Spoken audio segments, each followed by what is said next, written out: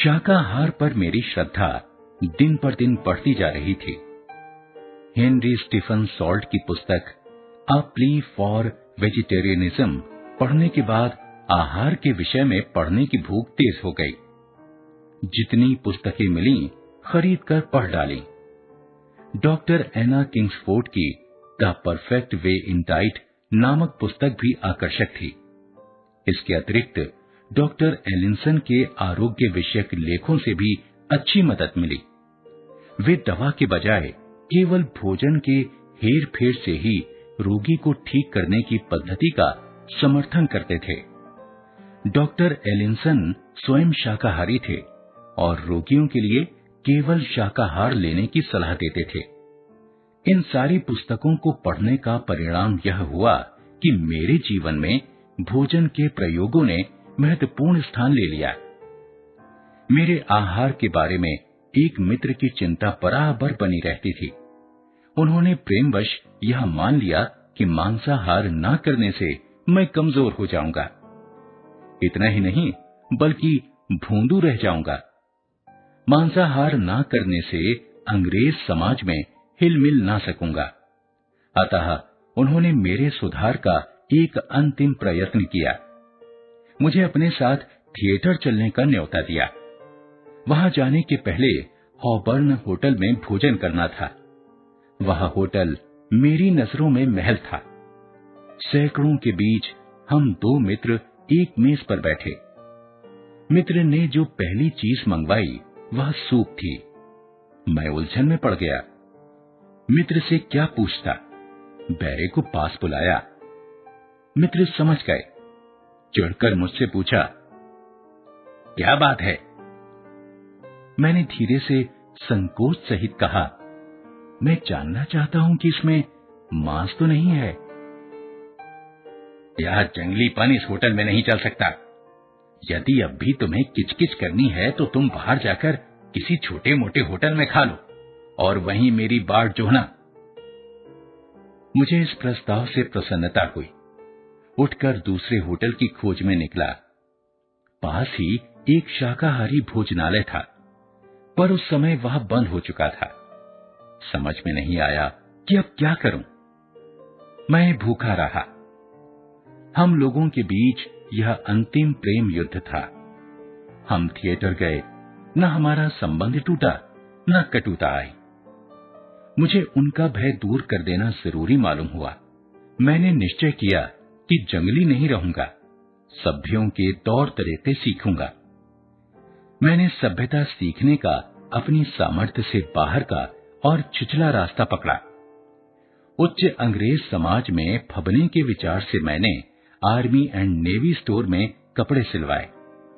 19 shilling की कीमत उस जमाने में तो बड़ी ही समझी जाती थी। चिमनी, हैट ली और इतने से संतोष न होने पर 10 पाउंड को दिया सिलाई दिखाकर संध्याकालीन सूट बनवाया। सीधे और बादशाही दिल वाले बड़े भाई से 2 जेबों में लटकाई जाने वाली असली सोने की चेन मंगवाई। तैयार बंधी हुई टाई लगाना शिष्टता सूचक नहीं था, इसलिए मैंने टाई बांधने की कला सीखी। अपने देश में तो आईना हजामत के समय ही देखना पड़ता था, पर यहां तो बड़े शीशों के सामने खड़े होकर टाई ठीक से बांधने, बालों को ठीक से संवारने में रोज कोई 10 मिनट तो नष्ट हो ही जाते थे। पर इतनी टीम टाम ही काफी ना थी। केवल सभ्य पोशाक से थोड़े ही सभ्य बना जा सकता है। मैंने सभ्यता के अन्य कई बाह्य लक्षण भी जान और सीख लिए थे। सभ्य पुरुष को नाचना आना चाहिए। उसे फ्रांसीसी बोलना अच्छी तरह से आना चाहिए। साथ ही सभ्य पुरुष को लच्छेदार भाषा भी आनी चाहिए। मैंने नाचना सीख लेने का निश्चय किया। इसके लिए एक कक्षा में भर्ती हुआ। वहां एक सत्र के 3 पाउंड शुल्क के दिए। 3 सप्ताह में मैंने कोई 6 सत्र लिए होंगे। ठीक ताल पर पांव ना पड़ते थे। पियानो बजाता तो था, पर वह क्या कह रहा है यह समझ में ना आता था। सोचा वायलिन बजाना सीख लूं, तो ताल सुर का पता चलने लगे। 3 पाउंड वायलिन खरीदने में खोए और कुछ उसकी तालीम के लिए भी। भाषण कला सीखने को तीसरे उस्ताद का घर ढूंढा।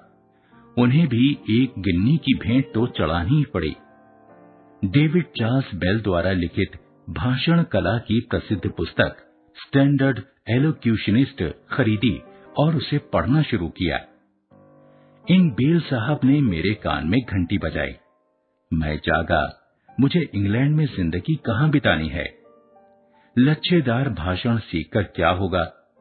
नाच नाच कर मैं सभ्य कैसे बनूंगा? वायलिन तो अपने देश में भी सीखा जा सकता है। मैं तो विद्यार्थी हूं, मुझे तो विद्या धन जोड़ना चाहिए। मुझे अपने पेशे के लिए जरूरी तैयारी करनी चाहिए। मैं अपने सदाचार से सभ्य समझा जा सकूं तो ठीक है, नहीं तो मुझे यह लोभ छोड़ना चाहिए। इन्हीं विचारों की धुन में उपर्युक्त उद्गारों से पूर्ण एक पत्र मैंने भाषण शिक्षक को लिख भेजा। उनसे मैंने 2 या 3 पाठ ही लिए थे। नृत्य शिक्षक को भी वैसा ही पत्र लिख दिया। वायलिन शिक्षक के यहाँ वायलिन लेकर पहुंचा। उनसे यह बाजा जितने में बिके बेच देने का आग्रह किया। उनके साथ कुछ मित्रवत संबंध हो गया था, इसलिए उनके सामने मैंने अपने मन की बात कही। मेरे नाच आदि के जंजाल में से निकल जाने की बात उन्होंने पसंद की। सभ्य बनने की मेरी सनक कोई 3 महीने चली होगी। हाँ, पोशाक की टीम टाम तब बरसों चली, पर अब मैं विद्यार्थी बन गया था। कोई यह ना समझे कि नाच आदि के मेरे प्रयोगों का अर्थ यह है कि मैं उस समय स्वच्छंद बन गया था। ध्यान से देखने पर पाठकों को उनमें बुद्धि विचार भी मिलेगा। इस मोह काल में भी मैं कुछ मायनों में सावधान था। पाई पाई का हिसाब रखता था और खर्च नपा-तुला करता था। महीने में 15 पाउंड से अधिक खर्च नहीं करना है, यह निश्चय कर रखा था। बस की सवारी और डाक खर्च भी रोज लिखता था और सोने से पहले सदा अपना हिसाब किताब मिला लेता था। यह आदत अंत तक कायम रही।